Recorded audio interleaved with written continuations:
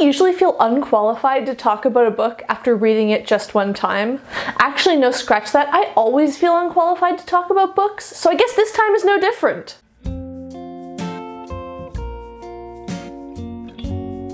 Hi everyone, Rosie here. Welcome back to my channel. I have recently read House of Leaves by Mark Z. Danielewski. You might have seen that I put up a few vlogs. They have spoilers in them, but if you would like to watch those, you can click on the card above. But I did want to talk about the book in a non-spoilery way as well. That's what I'm going to try and do today. I don't know if I'm going to be successful, so I'm also going to link to an introduction video by Sina of Beating Around the Books down below. I read House of Leaves as part of a read-along that she hosted, and it was phenomenal. So much great discussion. Such a fun book to read with a group. To begin with, I'm going to try and describe the overall setup of this book in case you are not familiar. Going in, I really knew nothing about this book. I had like a very vague understanding of what it was about and how it was structured. So in case this is convincing for any of you, or in case you're just curious, let's try and figure out what this book actually is. At the core, it's the story of a family, mom, dad, 2 kids, the cat, the dog, who move to a seemingly lovely little house to try and settle down as a family. However, once they move in, their idyllic house becomes very strange. Dimensions don't seem to add up. Strange doors appear where no doors were before. And finally, there's a corridor that cannot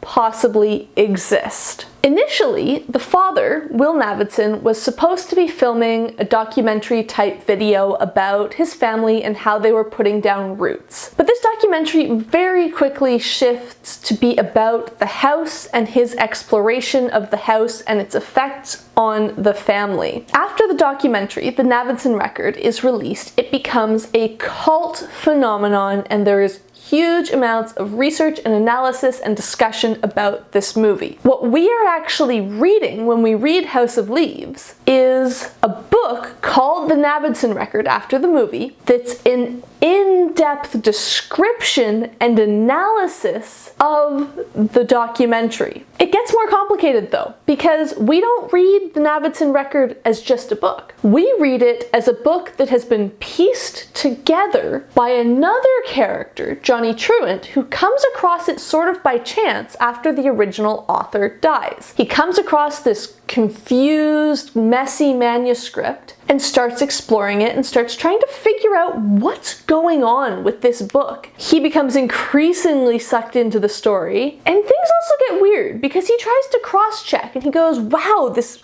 manuscript is describing this movie, I've got to see the movie. And as far as he can find, the movie doesn't exist. But the manuscript references all sorts of scholarly work that's been done on the movie, and that doesn't exist either. Along with following Johnny's attempt to make sense of the Navidson Record and reading the Navidson Record as well, we also learn more and more about Johnny as a character through his footnotes, and he often goes on pages-long tangents about things from his own life and what is happening to him as he gets involved with this manuscript. I feel like the description of how this book is structured makes it sound way more complicated than it is, because at its core, it's just a surprisingly gripping story about a weird house. Seriously, am I gonna have to get up and turn that light back on?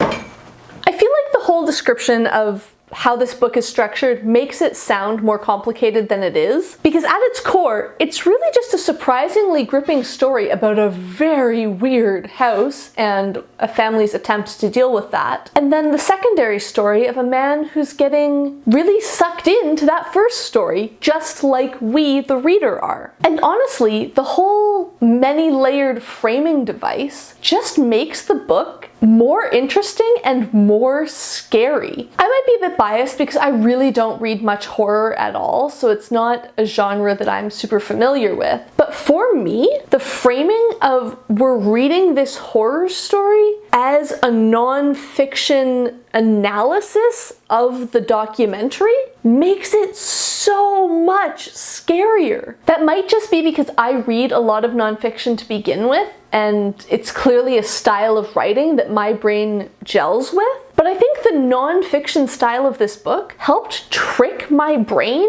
into thinking it was realer than it was.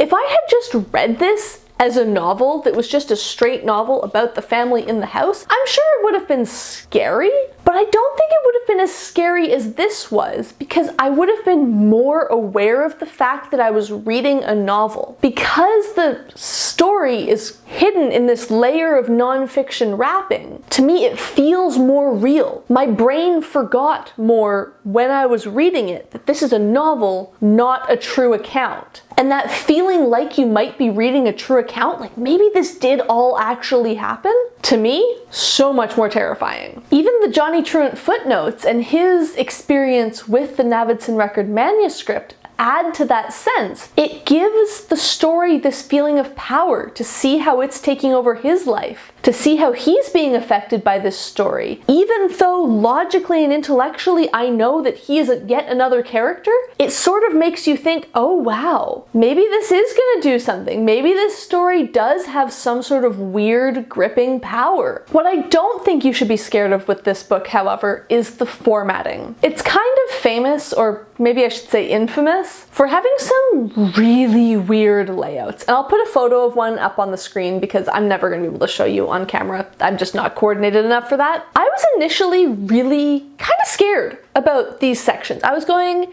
how do you read that? How do I look at that on the page and know what to read? I think it was Sina who said before we started that you don't need to be as worried about that as people always are, because it just makes sense when you're reading. When you're reading the book, it doesn't seem confusing what you should be reading at what point, and I would totally agree with that. Hard to read sometimes, but not confusing, not impossible. It's less intimidating than it looks in that sense. All of that being said, it is hard to read just from the physical sense. It's a big book. It feels even bigger when you're holding it in your hands to read. And for some reason, I don't know if it's the font choices used, the text size, some subtle element of how this book is laid out. I don't think I've ever found a book so hard to read just from a pure using my eyes on the page sense. Many times throughout my reading process, I had to get up and wash my glasses because any little bit of blurriness on them would make it just so difficult to see, or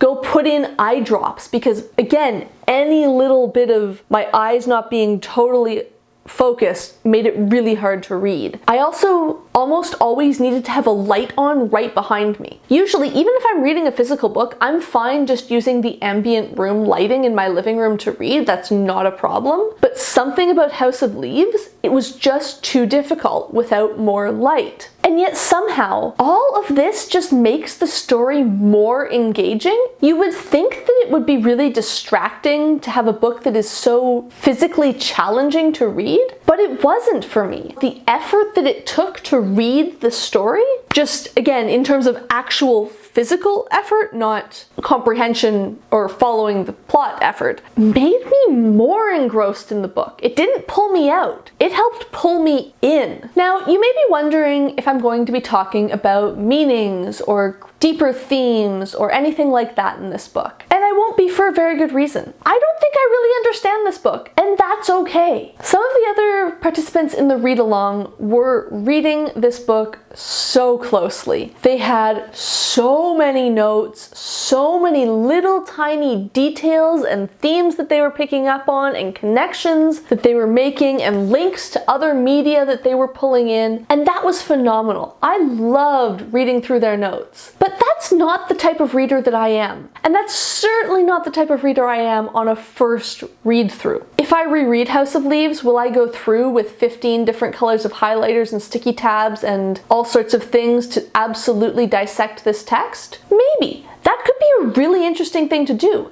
And if that's how you want to approach the book, then that's how you should read this book. But for me, I just had a really good time with the story, and I didn't want to do any of that. And if any book is going to encourage you to just take whatever path you want through it and not try and guide you through in any sense, then I think it's House of Leaves. I've heard of people who only read the Johnny Truant parts of this book, or only read the Navidson record. You can read it in all different orders and in many different depths, and you can still have a fantastic time reading it, which I think is pretty cool. That being said, I find it hard to talk about how I like this book. In a lot of places, I like this book in spite of itself, not because of itself. Certain sections I thought were phenomenal. So incredibly interesting and gripping, and the story was just so good. Other sections I really didn't enjoy that much. Cough. The Johnny Truant sections, cough. There are some parts of the book that I don't feel like I can comment on after one reading, but I think I might have issues with if I read it a second time and paid more close attention and thought about it more deeply. Cough. The way the women are written, cough. And yet, I really liked this book. Even the sections that I didn't enjoy as much, I was still so engaged with the book. I was still so gripped by it. I still enjoyed it so much. I think that really does come down to the overall experience. The experience of reading this book was so interesting to me and was so much fun and challenging in a good way. Even if parts of the story weren't for me, it was still a really fun reading experience. I don't know if that would be the case if I read a whole bunch of books like this. I think if this had been the 10th book in this style that I read, I'd be more focused on the frustrating parts of the story and less focused on the interesting parts of how the story is written. But because it's the first book that I have read like this, I sort of don't mind. So why should you, a person who has not read House of Leaves, but might want to,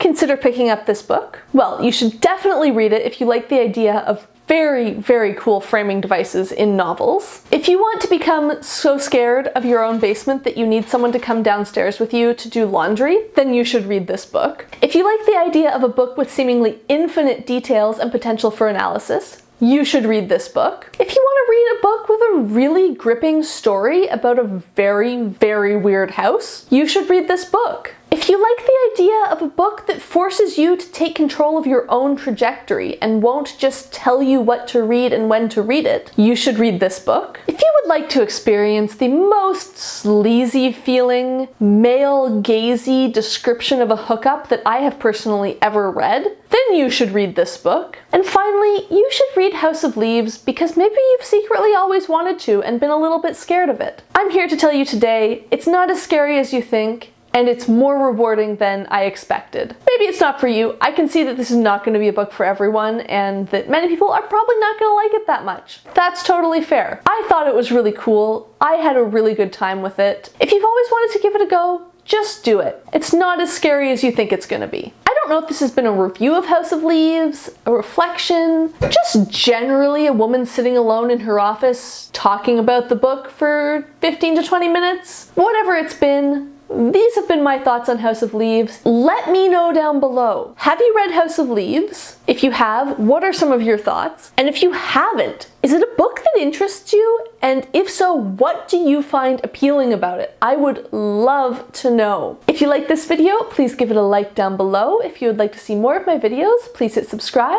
and thank you for watching.